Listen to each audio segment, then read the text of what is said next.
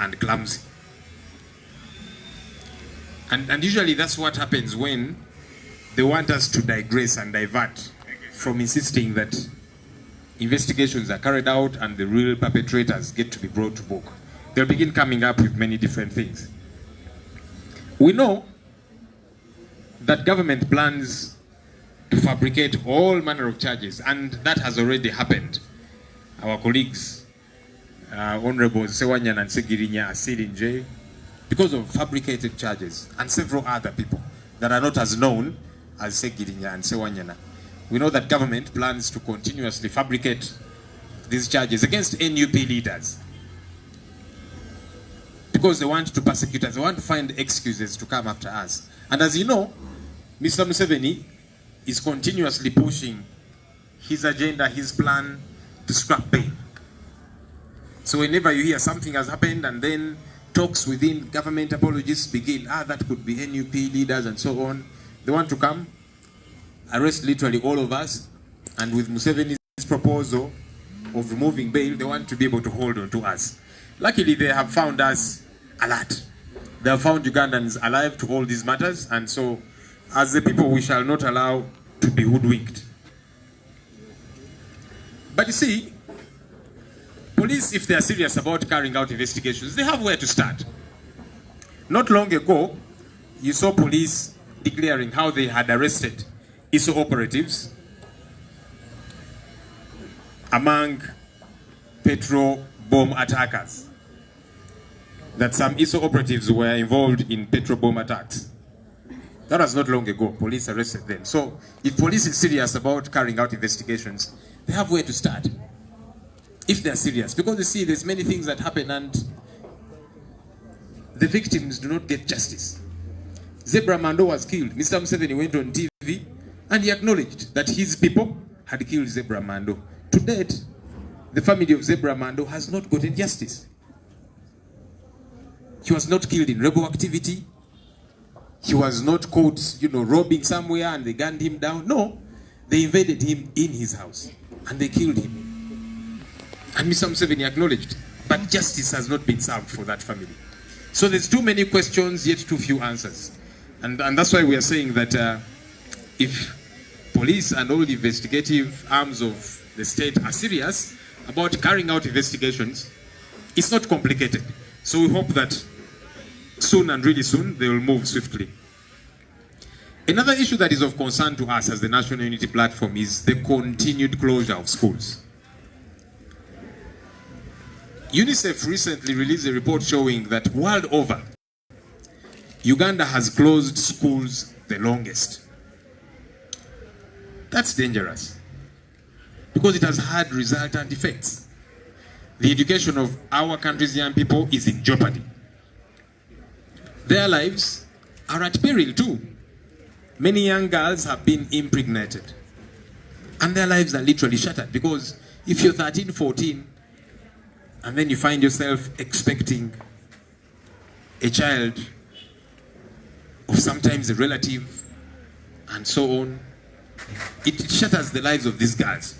Because even when schools eventually reopen, they're not too sure they'll go back to school because now they're mothers. They've got to take care of a fellow child.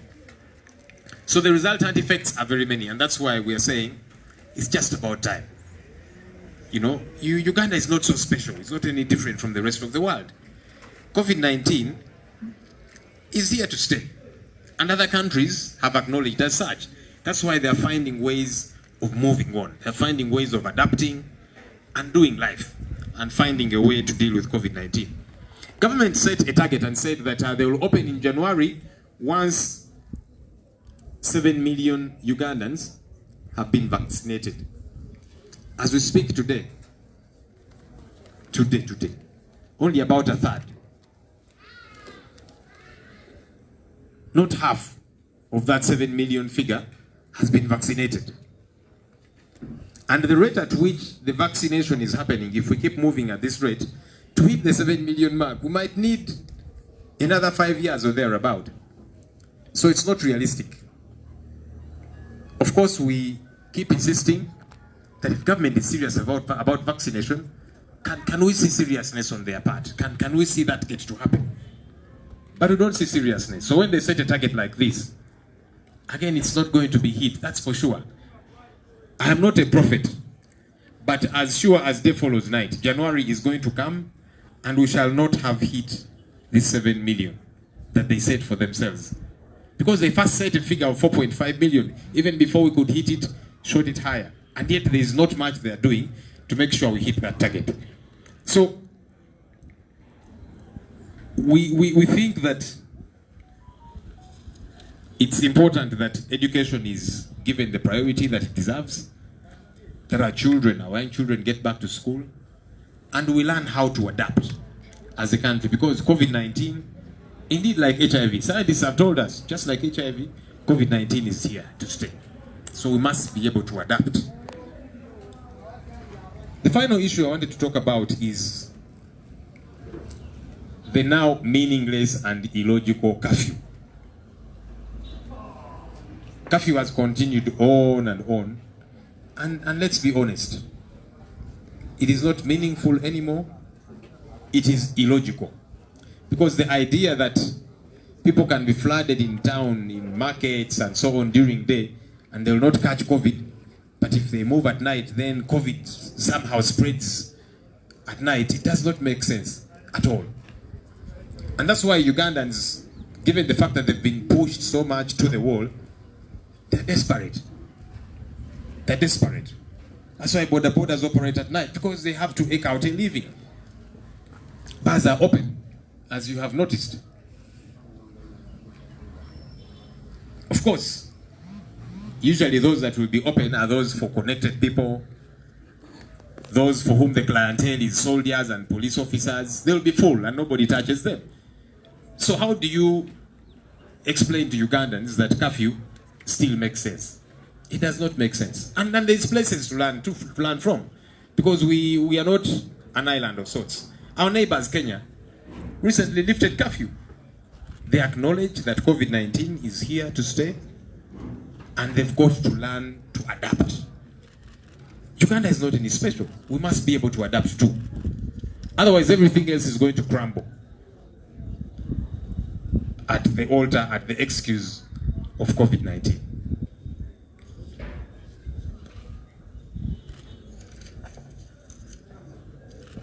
I'll very quickly translate this into Luganda for especially Sematimba Bwejire.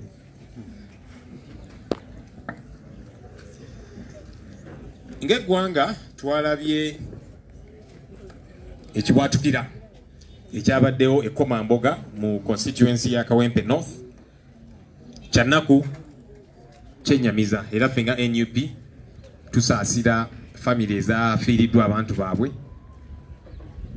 era nga twongera okusabira bannaffe abafunye ebisago ebyenjawulo. Kibi nnyo, kibi ddala. Era nga bannayuganda, si just NUP, naye nga bannayuganda, twagala okulaba okunoonyereza nga kukolebwa mangu ddala, eggwanga litegeere kyaze kitya, bani abakoze ekikolwa kino. Eggwanga lyagala okutegeera mu bwangu ddala, kubanga ebbanga eriyise abantu bazze battibwa nga bingi ebigenda mu maaso, naye okunoonyereza investigations ne kubeerawo myaka ku myaka, eggwanga nga teritegeera kiki kyo kyennyini ekyatuukawo. So tugamba nti twagala okunoonyereza kukolebwe mangu ddala, ate okunoonyereza okw'amazima. Kuba oluusi wabeerawo ekintu nga kino, poliisi n'amagye bayoola buyoozi, bagendanga ku muzikiti ne bayoola abasiraamu, nga balinga agamba nti abasiraamu be batujju, ne bayoola ne batwala ne batulugunya, nga tebalina musango gwonna. So twagala okunoonyereza nga kwa mangu, naye ng'ate kunoonyereza kuno kwa mazima.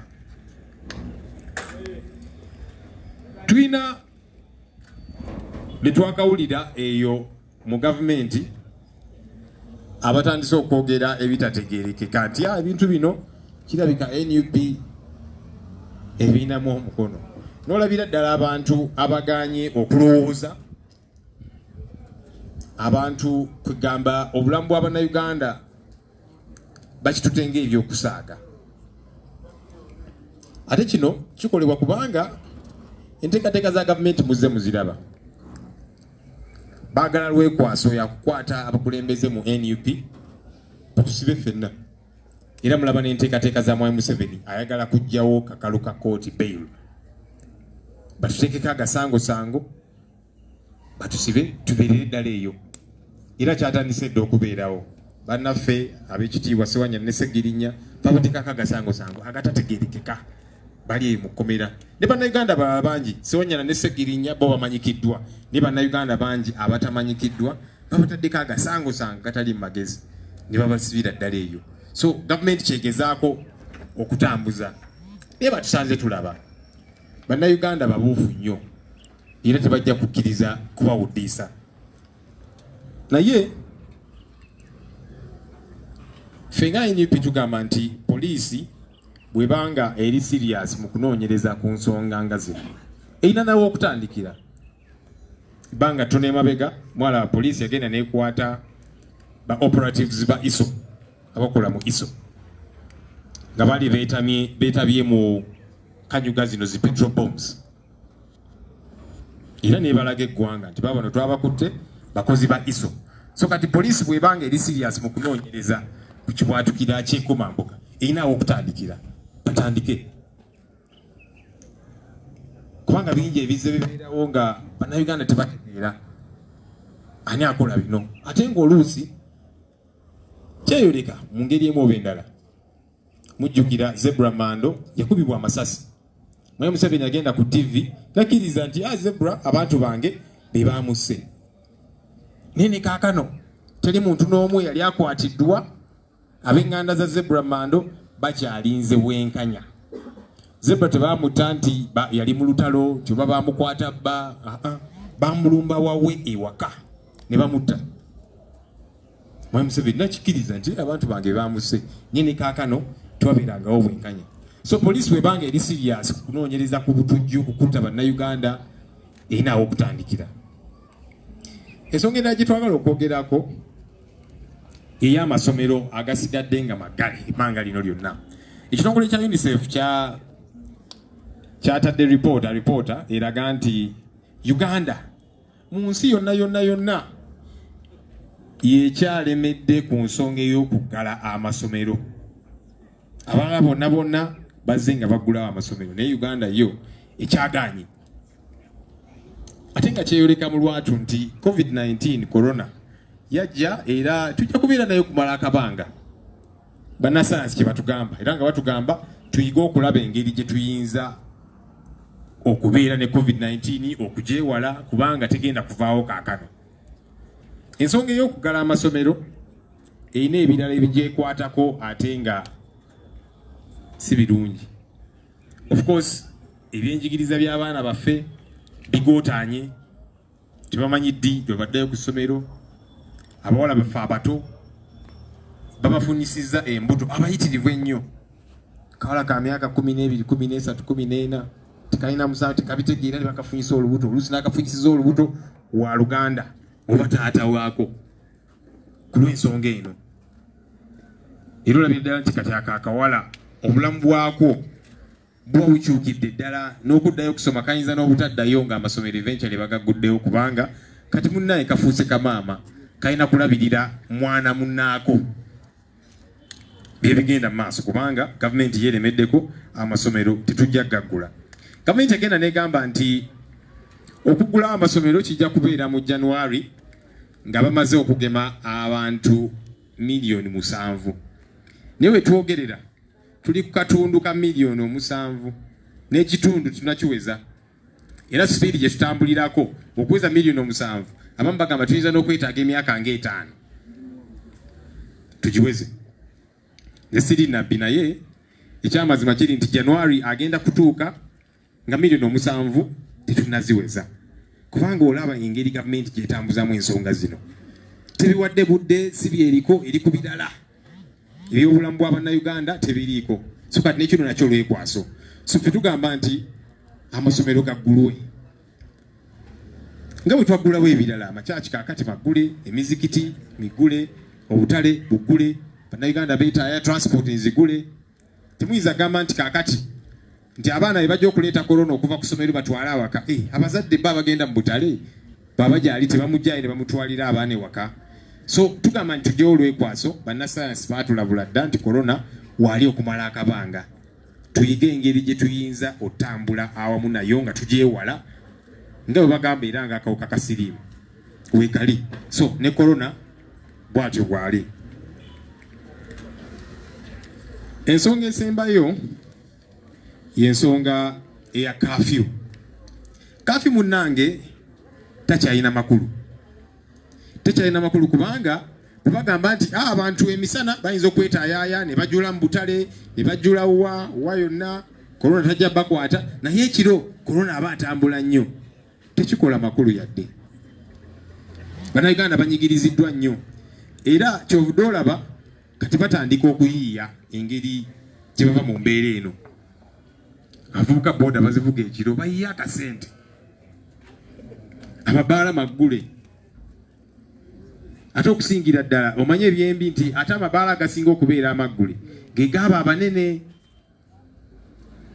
nti oba abagenda okunywerayo bapoliisi basirikale ago tebajja gakwatako, ne bizinesi z'Abannayuganda endala zonna tebazikiriza. So ffe tugamba nti kafyu takyalina makulu. Era tulina n'ebyokuyigirako bannaffe ku mulirwana Kenya kafyu baamugjeyo nga bagamba nti tukirabye nti korona waali tagenda kuvaawo kaakano. So tutandika okuyiga engeri gye tutambula nga twewala korona, naye obulamu buddewo eggwanga litandika okutereera. So naffe kye tugamba nti kafyu ono takyakola makulu, kafyu aveewo, bannayuganda batandika okuyiiya nga bwe beegendereza era nga bwe kirina okubeera emisana. Mwebale nnyo, mwebale ddala. Okay, Secretary General.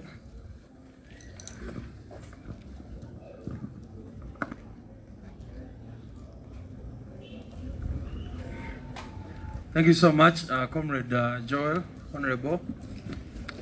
People power, our power. Comrade Musiri, you need to really do that even louder. Now that you are alone. People power, our power, people power. NUP, everywhere. NUP. Thank you so much, Honorable Joel, our spokesperson, our deputy spokesperson, and all leaders. I just want to add a few things to what my brother has talked about.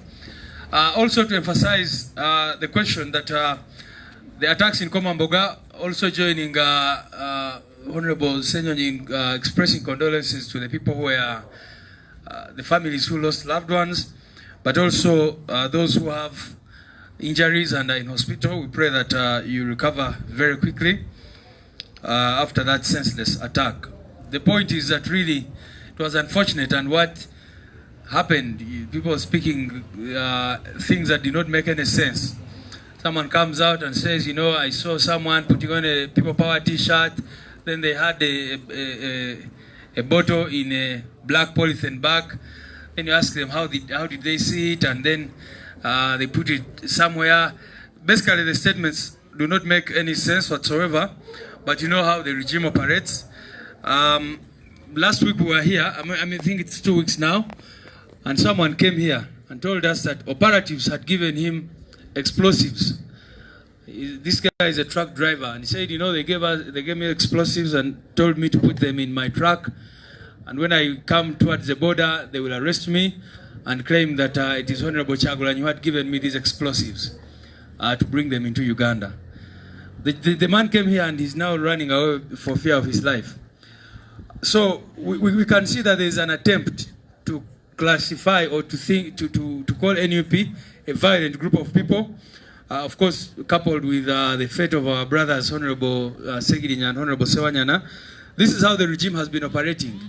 And you remember, even before NUP came into existence, the regime did not only charge Dr. Besigye with terrorism and treason and rape. They went as far as claiming that he's the one who was putting bombs and whatever. So we want our supporters countrywide to be on alert and know that this regime is capable of anything. You know, they could plant explosives into homes of our people. They could do all sorts of things. In fact, on the weekend, one of our people was arrested from the eastern part of the country. And even now, seeing that they were claiming that he had a bullet or something like that. So it is important that our people are on high alert, knowing that the regime will stop at nothing to try and frame us. The same way they framed the Nubian Lees and Eddie Mutwez and others and said they had 4 bullets and 1 magazine, 49 of them. They are capable of anything. So I wanted to just emphasize that. The second thing, of course, which is related to that is the question of bail.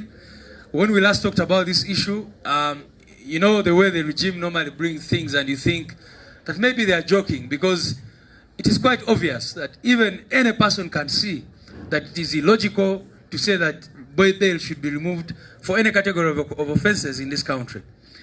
But now it turns out that the cabinet of General Museveni has already approved this, and it is proceeding. So it started as a joke, just like the question of age limit first came as a joke, and everyone thought it was not going to even be discussed further, only to see that these people are actually serious on such a matter. But what we want to do is to send a clear warning to those people in cabinet and to the members of parliament. Think about the MPs who were very busy passing the age limit bill. I don't know the percentage, but very many of them did not return to parliament because they thought they were beneficiaries of this. They were given some little money, and eventually it ate them up because it made them unpopular in their constituencies, and people rejected them. Now this is even worse. To even think about removing bail for certain offenses in a country where people are just framed, you know, with murder charges, with terrorism, treason, and all sorts of charges, in a country where they can plant guns in Honorable Chagulanyi's room and say this, and even bring them out to the people and say these guns were found, only for them to disappear in thin air. In a country where hundreds of people are on remand for 5 years, 6 years without trial. In a country where the criminal justice system is limping. So to think about a suggestion to remove bail is really, really unfortunate. And I want to remind you that those who have championed such laws before have been the first victims of them. I remember vividly how the former IGP, General Kaihura, was really against the 48-hour rule. And we all know what happened. When his turn came, his lawyers went to the court-martial and they were praying and pleading that, you know, he has been held beyond 48 hours. But that's why we say that laws should be there, because they are made for everyone, and everyone should be a beneficiary from the rule of law and good governance. Now, the other thing I want to talk about from that is the party activities. We are continuing to do activities to reach out to the country, to reach out to our people. You also, our deputy president, who is also the leader of our parliamentary team in the northern part of Uganda, in Acholi sub-region and other places, interacting with our people. He sent a message on behalf of our president. I was personally on the weekend in Kasese to participate in the funeral of one of our comrades, and I was able to meet with some of our leaders, and we shall continue doing that as we prepare to roll out with regard to our massive activities, which we shall be informing all of you about. So we are continuing to do activities and to mobilize for the party, so that we are ready to take the leadership of this country, which the people of Uganda bestowed on us, but the regime tampered with. Many of you have been asking also about elections and by-elections. We congratulate our leaders who were able to, you know, have the right judgments against the petitions that had been filed against them. But unfortunately, some of our people, the judgments, the court decisions did not go in their favor for one reason or another. More prominent amongst them, of course, is the one in Mityana. We all know the person who is running against Honorable Joyce Bagara. And, you know, you can look at the judgment, even if you're not a lawyer, and see how unfortunate it is. But we are discussing the options together with, of course, Honorable Joyce Bagara, and we'll take a decision which might include appealing. But eventually, we should know that people power is our power. Anytime they send us in a by-election or any election, for that matter, we are confident that we will win, because the people of Uganda are there, and they trust us, and they will continue to entrust us. And that applies to the Kayunga by-election as well. The election management committee is going on to select the candidate. The first phase of selection of candidate ended, and they have now gone to the second phase. And in due course, we shall definitely announce who our official candidate is. Very finally, on the question of political prisoners, every time we get an opportunity, we talk about it. We still have hundreds of our people languishing in jails, Chitalia, and many other places. These are young people, majority of them, apart from the prominent ones who everyone knows, Honorable Sewanyan and Segirinya, but there are many others, Machete, Olivia Lutaya, and others, for no reason whatsoever, who are in jails. We have those who we don't know their whereabouts. People like Damulila John, a 50-year-old man who was picked up in Wachseka. People like John Bosco Chibalama, who has been missing for over 2 years now. And so we continue to demand that these people are released because they have committed no offense, and it is pointless to keep holding them in these circumstances. Muluganda, I will try to be as brief as possible. Ensonga soka nti chana kunyo nti tugenda maso kulawa regime ekola ngabo yakola following a script yemu. Mu 2005 abali bagoberera ensonga z'ebyobufuzi mukimanyi bulungi nnyo nti Dr. Kizza Besigye mu time eyo bamuteekako akasango gangi nnyo ng'omuli bamuteekako rape, bamuteekako treason oba okulira mu nsi y'olukwe, bamuteekako terrorism n'ebirala ate nga si yeka wabula n'abalala be yali akola nabo.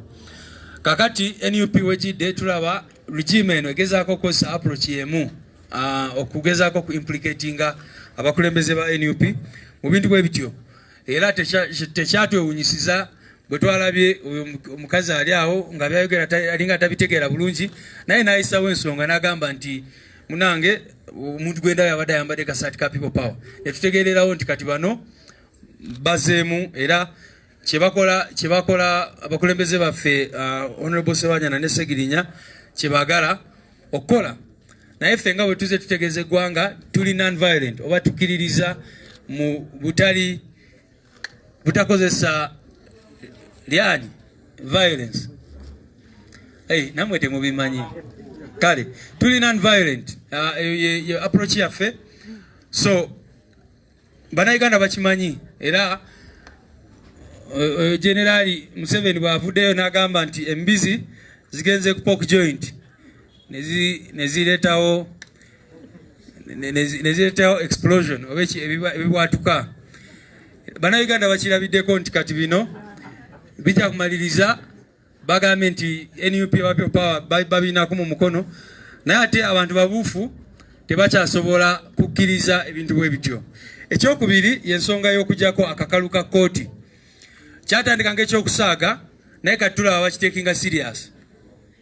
Kyatandika ng'ekyokusaaga nga ebirala bwe bize nga birabika ng'ebyokusaaga.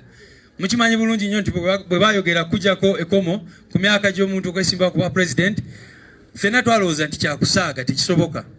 Naye mwattu okuba nti tulina abamu abakulembeze abatiitiizi ate abaagala nnyo ssente, abeetunuulira bo nga bo so si ggwanga, era bagenda mu maaso ne bayisa ekiteeso eky'obuwuufu bwe kityo, era be basooka okubeera aba victim. Era abasinga abayisa age limit bill eyo otwogerera tebaakomawo mu parliament. Ate kye baali babasuubiza ekyokubongeramu emyaka 2 baali babawuddisizza nti bagenda kubongeramu era tebakifunamu. N'olwekyo tulabula abakulembeze ku mitendera egy'enjawulo okutandikira ddala abali mu kabineti, ba members of parliament n'abalala, kino ekintu temukigeza ne mukikola kubanga mwa bagenda kubeera victims abasooka. Era tubajjukize omukulu gwe bayitanga Grace Binjira yaleeta detention without trial order ne mulya. Netubajjukiza Honorable Amama Mbabazi bwe yaleeta Public Order Management Act mumujjukira ebyaddirira. Juzi wano twalina General Kale Kayihura nga agezaako okuwakanya ensonga y'emyaka y'essaawa 48 mu ssemateeka waffe ng'ayagala egibwemu, ng'agamba ebbanga eryo liba ttono nnyo. Naye mwatu bwe bamukwata balooya be ne bagenda mu court martial, kye basooka okugamba nti bamukutte okusuka essaawa 48. N'olwekyo abakulembeze baffe babeere careful, bakimanye nti bwe bapaasinga ekiteeso bwe kityo be bagenda okubeera victims abasooka. Tukimanyi bulungi nnyo nti mu ggwanga lino baja kukusangaawo enkya bagambe nti wassa omuntu nga tomumanyi. Juzi bwe twagenze mu court kulaba mu prisons okulaba Honorable Sewanya ne Honorable Segirinya, batugamba nti waakiri singa abantu bagamba nti twabatta oba ebitundu bebogerako singa twali tugenzeeyo naye tetugendangayo, tetubamanyi. Abantu bagamba nti batulumiriza, tetubamanyi, tetumanyi n'amasimu gaabwe. So any of us enkya bayinza okujja ne bagamba nti tossa omuntu, era babeere serious bakutwale. Mukimanyi faaza Masaka eyo naye gwe bateekako ebisango bwe bityo, kati bailo bwe banga evuddewo. Juzi tulabye nga badropinga charges ze bateeka ku Dr. Besigye mu 2016. Singa tebamuwa bail kati yali badde akyaliyo. Honorable Kyagulanyi bamuteekako emisango Arua. Kati singa bail yali teriiwo ne kati yali badde akyali mu busibe. So abantu baffe naddala abakulembeze bino ebintu tuba tulowooza nti biri obvious, naye oluusi munange ne batwewuunya ne batwewuunyiza engeri gye babikolamu. Ekirala party activities oba ffe tugenda mu maaso n'okukola emirimu gy'ekibiina gy'ekisinde ate gy'ekisinde kya People Power. Mulabye abakulembeze baffe ab'enjawulo, muli ne Deputy President waffe wa Central Region n'owa Northern Region nga bali eyo mu mambuka g'eggwanga ku weekend gye basinkanye abakulembeze ab'enjawulo era ne babatuusako obubaka okuva eri President waffe n'okuva mu NUP generally. Era naffe tugenda mu maaso, nange kennyini mbadde Kasese eyo kwetaba mu kuziika kwa mama wa muganda waffe omu, era abantu baffe nabo ne tubakyekingako. So tukyagenda mu maaso, then mu bbanga eritali lya wala tugenda ku announcinga enteekateeka endala ez'omuggundu okulaba nti tutalaaga eggwanga lino, abantu baffe tubatuukeko. Era ne by elections oba obululu tuwetegekedde bulungi nnyo, naddala akekayunga tukyagenda maaso n'okuselectinga candidate waffe. Akakiiko kaffe ak'ebyokulonda ensonga kagikutte bulungi nnyo. So far bamaze phase esooka, badda ku phase eyokubiri, era eggwanga tujja kulitegeeza oluvannyuma lw'okufuna candidate waffe omutuufu. Njagala kujjukiza bonna abatulaba n'abatuwuliriza nti abantu baffe bangi nnyo bakyali mu makomera, okuggyako abo bomanyi, naye waliwo bangi nnyo abali eyo, ba Machete, ba Olivia Lutaya, ba Segujja n'abalala bangi nnyo be bakwata last year, Kasimu Migadde, bonna abantu bangi nnyo abali mu makomera g'enjawulo nga tebalina musango. Era tusuubira nti regime egenda batta si lwa kubanga baagala kikola, naye olwa pressure gye muteekako mu abantu aba bulijjo n'abakulembeze ab'enjawulo, era tuba encouraginga okusigala nga muteekako pressure eyo. Mwebale nnyo, mwebalire ddala. Thank you very much, the Secretary General. We are going to pick a few questions, but I wanted to clarify also on the issue of bail. Bail has been settled by court because in the case of Human Rights Foundation, basalawo ekintu article ya constitution yafe article 92 stops parliament from revisiting a matter that has been settled by court. So even cabinet is acting in error to send back a matter that was settled by the highest court in this country, because that bail issue was settled in the case of Sewanyana versus the Attorney General. And I think the problem is that we have Attorney Generals. Now in Uganda we have three problematic ministers: the Minister of Bail, the Minister of Stealing Land, that is Navakoba, and the Minister of Destroying Culture, that is Sam Mayanja. Now you should put those three names in the same category: Chiriowa Chiwanuka of Bail, Mayanja of the cultural institutions, and the Date Navakoba of land. So those are the worst ministers so far in this regime. I want to ask you guys that we take the questions. We shall take 3 questions. I think that will be enough. Let me begin with this Msoga man.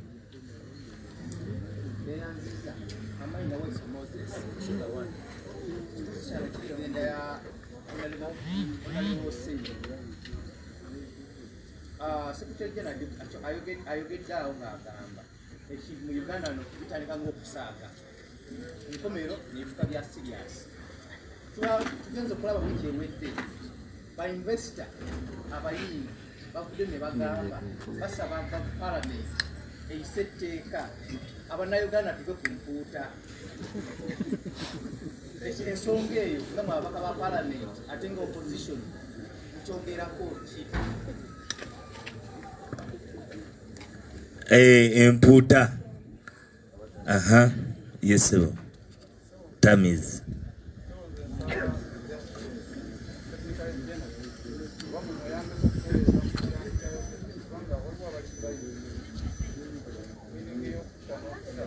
abadde ategeeza abadde tategeeza killing abadde ategeeza releasing okuta to release not to kill naye ate eyo government esobolera n'okutta saagala kibe kipya eri abo ababuuza it can kill just like it can arrest. We are going to gender sensitivity. Message yange egendi wetire gender sensitivity kaba kayisawo bakyala. Okay, Mumbeja Sigine FM Mbale. Ekibuzo kyange kigenda kukujulirako omubaka w'Emityana Joyce Baagala. Mutugambye nti ng'ekibiina temunaba kusalawo mugenda kutuula naye ffe tulaba okusinziira ku mateeka ebbanga ly'okujulira lirabika ligenda kuggwako. Tukitwale tutya nti olwo tugenda kuddayo zaabike oba? Well, okujulira manyi mateeka zibe ennaku 7 ate waliwo process y'okuteekamu memorandum anyway kiwanvu naye era pata eri mu budde okukola decision ku ekyo. Daily Monitor.